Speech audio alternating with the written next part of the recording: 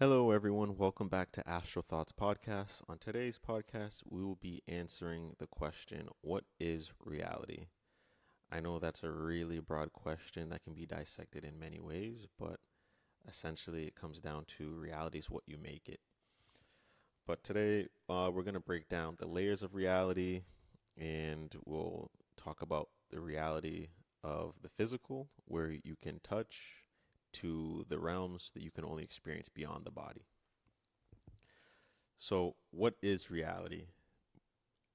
Majority of people think reality or see reality from the scientific view, which is correct. That reality is all about matter and everything is dense. You can interact with it. It's measurable, and we interact reality with our senses. Sight, touch, hearing, and all that. And these people aren't wrong. They are 100% correct because that is a reality and it is 100% real. But sometimes our senses can lie to us, or you know we are seeing things from a filtered perspective. What I mean by filtered perspective is we aren't when you're viewing reality just from the scientific view, you're not seeing the total reality. You're missing out on big key concepts, and you're not seeing everything for what it really is. To kind of break it down, I'll give you guys an analogy. I don't know if you guys have ever heard of Plato's cave simulation theory. So we'll kind of talk about it, reality from a philosophical view, just to kind of break it down.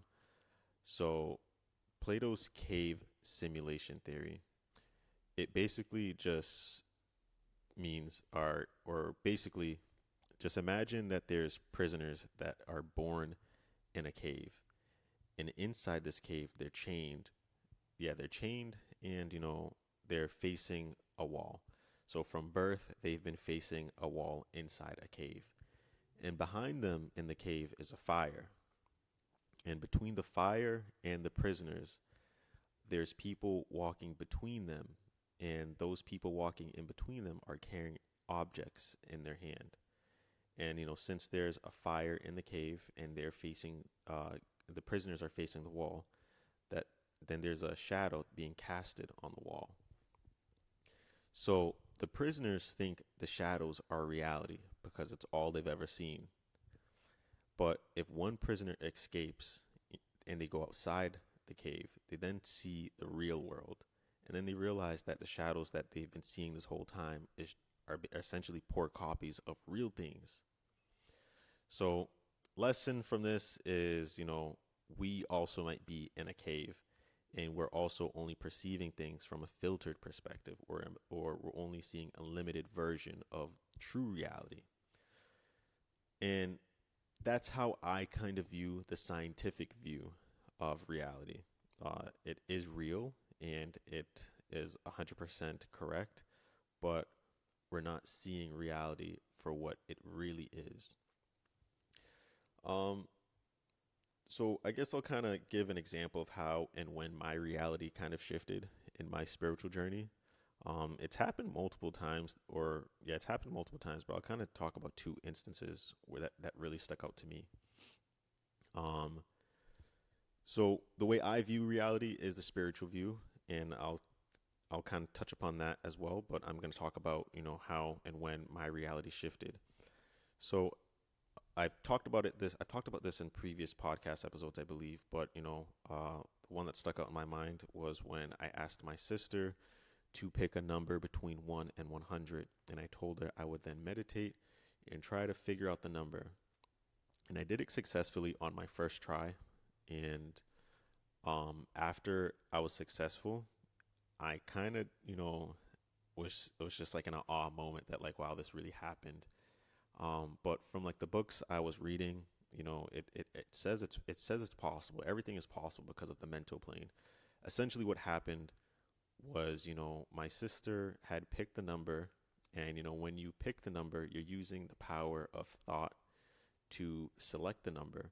So once you think about it, that thought is then projected into the mental plane. essentially it's another reality, a reality where all thoughts exist of everyone in the world. So my sister thought of the number. That number is then projected into the mental plane. I then meditate, lower my brain wave frequency, so then I can then access the mental plane. So once I'm able to access the mental plane, I could then obtain that number that she had selected in her head. So that's how everything is kind of collected. All thoughts are collected. So essentially, everything that you're kind of thinking right now, or things that you've thought about secretly, can be accessed by anyone. That is kind of invasion of privacy, but in our core essence of um, in the like the true beings we are, there's nothing secret. There's no point of secrecy. So there was that experience that I had that kind of shifted my reality. It made me just, not want to only use the scientific view of reality. The next one was my first astral projection experience, and with that, I remember being in my room at the time, and I remember just looking at the bed and looking at everything inside my room, and just remembering that it felt more real than the physical reality. I know that's kind of hard to understand or believe, but it's something that you can only experience, I guess, once you astral project and you experience it for yourself. I don't know how to explain it, but everything feels more vibrant, everything feels more alive, and everything feels more real. And then once you wake up, and you come back to your physical, you wake up and you come back to your physical body, it makes the physical world seem a lot more like a dream, as if like it's missing details, it's missing something. It doesn't. I don't know how to explain it, but you'd have to explain. You'd have to experience it for yourself, essentially.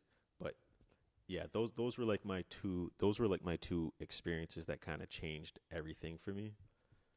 So after that, I tried to incorporate all these realities into one, and I tried to really study and do my research and figure out how all of them interact with each other and how they all come into play.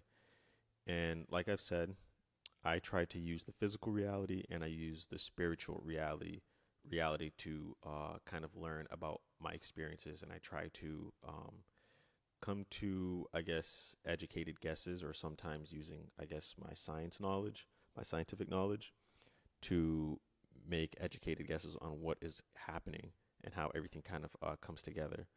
So I guess the way to look at it, and sometimes what I break when I break it down to people of what reality actually is kind of think of reality as like a layered cake.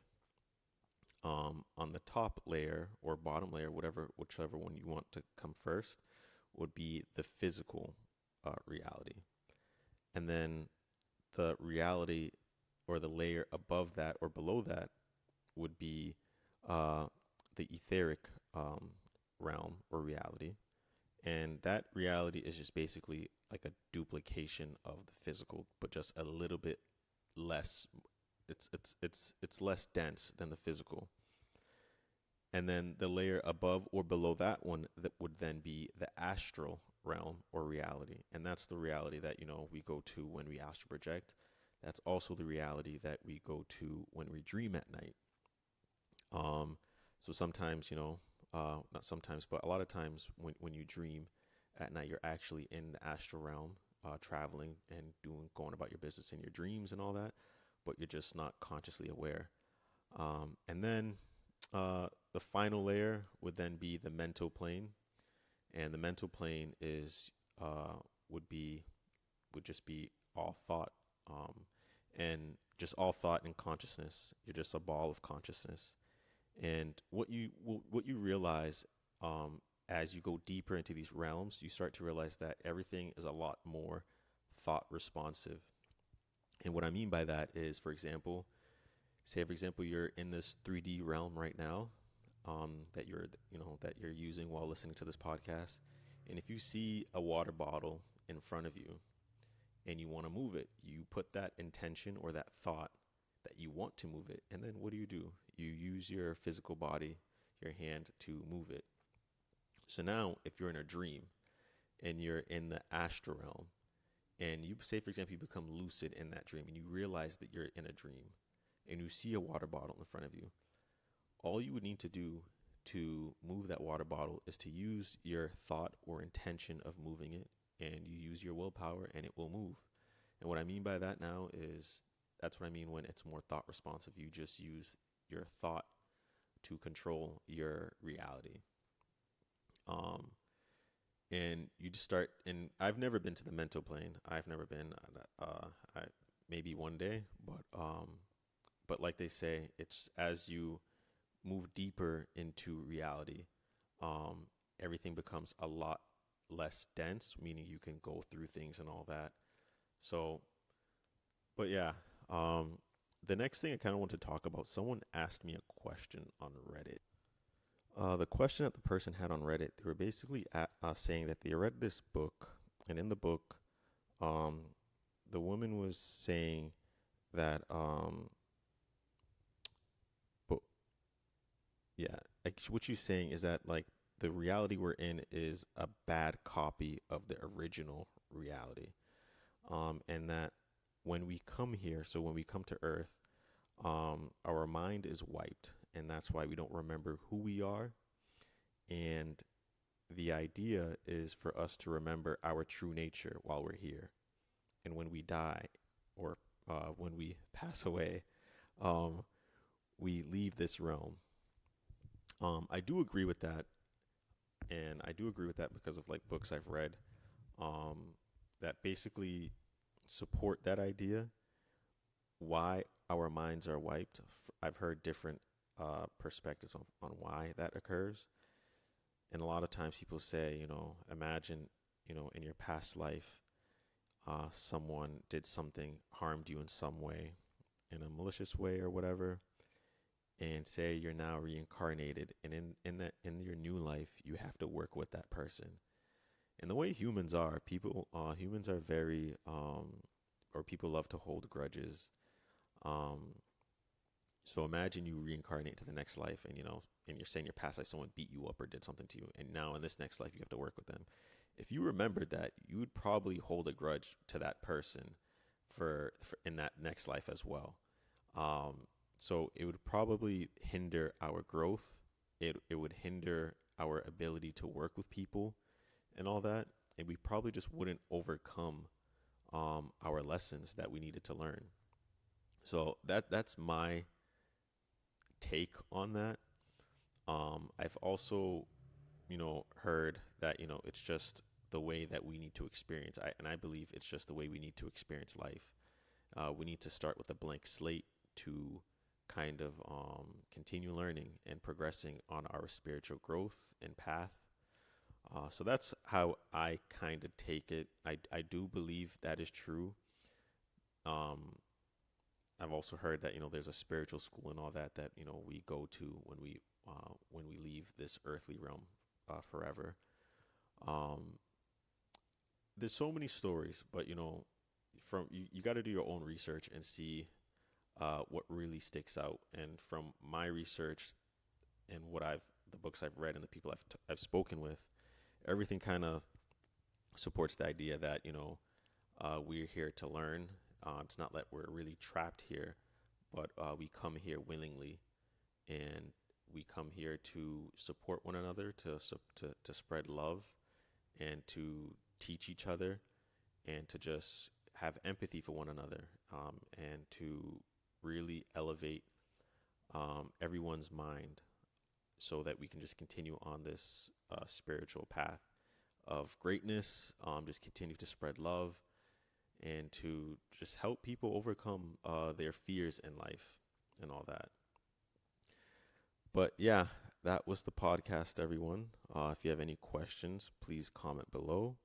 I hope you guys enjoyed, and I already have the next topic for next week's podcast episode. So thank you, everyone. I hope you enjoy the rest of your day. Bye bye.